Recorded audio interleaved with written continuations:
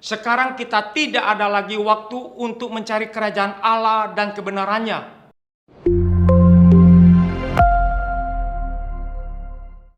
Shalom Bapak Ibu dan Saudara yang terkasih di dalam nama Tuhan Yesus. Saudara kita bulan kemarin baru saja memperingati hari kematian Tuhan Yesus dan kebangkitan Tuhan Yesus. Yesus mati di kayu salib. Karena Yesus mati di kayu salib ini membuktikan bahwa Allah Bapa kita begitu mengasihi semua umat manusia yang ada di bumi ini.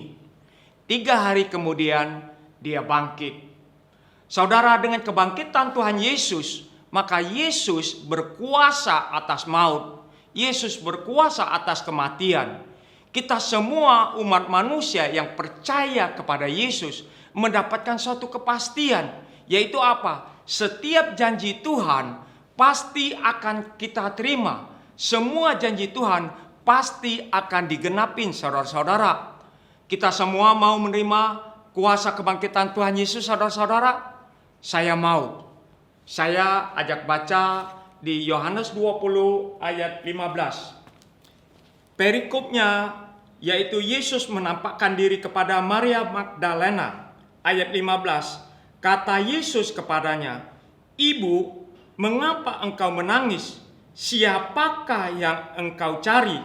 Maria menyangka orang itu adalah penunggu taman, lalu berkata kepadanya, "Tuan, jikalau Tuan yang mengambil dia, katakanlah kepadaku di mana Tuan meletakkan dia, supaya aku dapat mengambilnya."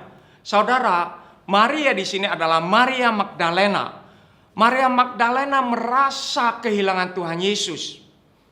Pada saat kematian Tuhan Yesus dan kebangkitan Tuhan Yesus cuma selangnya 3 hari, tetapi ada suatu kerinduan.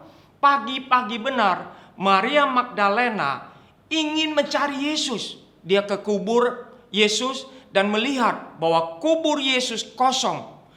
Yesus bertanya, "Ibu, mengapa engkau menangis?" Ya. Dia bilang, "Di mana engkau letakkan supaya aku bisa mengambilnya?" Nah, saudara, di sini membuktikan bahwa Maria Magdalena fokus kepada Tuhan. Baik, saya akan bacakan lagi di Matius 28 ayat 5, saudara-saudara. Matius 28 ayat 5, perikopnya adalah kebangkitan Yesus. Ayat 5. Akan tetapi malaikat itu berkata kepada perempuan-perempuan itu, "Janganlah kamu takut, sebab aku tahu kamu mencari Yesus yang disalibkan." Saudara, di sini membuktikan setiap orang yang mencari Yesus itu tidak ada ketakutan, saudara-saudara. Saudara mau mengalami kuasa kebangkitan Yesus? Saudara mau mengalami berkat Paskah? Saya mau. Oke, kalau kita mau, sekarang kita coba tanya. Kita coba jujur apa yang menjadi pengejaran di dalam hidup kita, saudara-saudara. Siapa yang kita cari dalam kehidupan ini?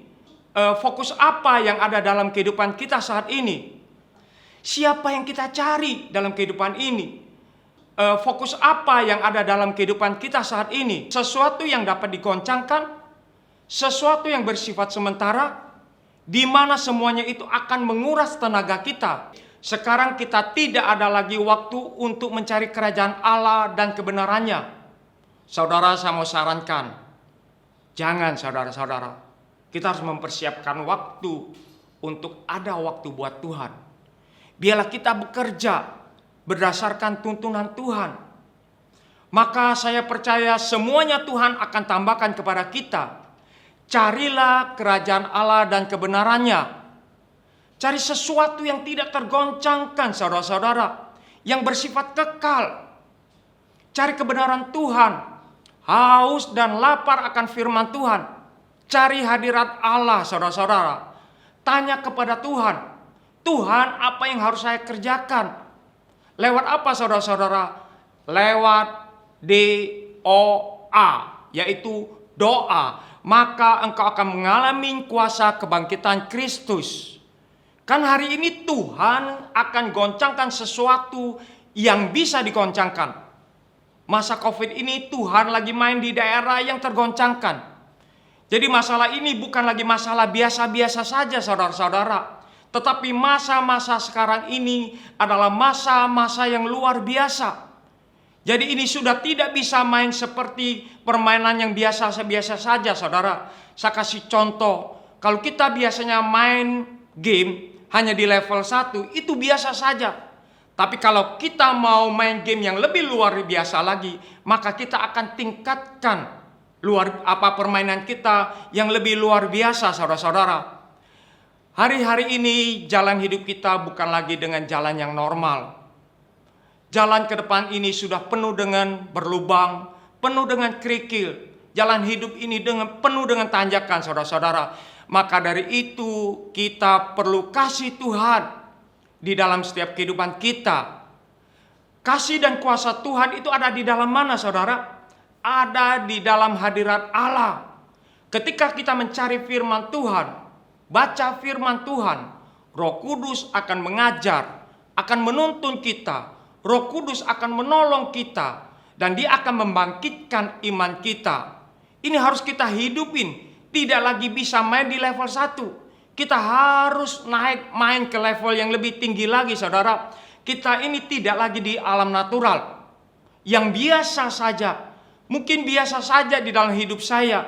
Jadi mari saudara, kita kembali fokus kepada Tuhan. Raih berkat kuasa dan kebangkitan Tuhan Yesus saudara-saudara. Mari kita satukan hati. Saya berdoa buat saudara. Segala puji hormat syukur hanya bagi-Mu saja Tuhan. Kami naikkan hanya pada-Mu saja ya Bapa. Saat ini hamba-Mu mau berdoa buat setiap orang yang sedang mendengarkan firman Tuhan. Tuhan, supaya mereka diberkati dengan segala sesuatu sesuai dengan kebutuhan yang mereka perlukan Tuhan. Karena kami tahu Engkau Allah yang Maha Tahu. Biarlah Tuhan Engkau menjawab setiap pergumulan doa mereka sesuai dengan kebutuhan yang mereka butuhkan ya Bapa. Dalam nama Yesus, haleluya, amin. Terima kasih, Tuhan berkati.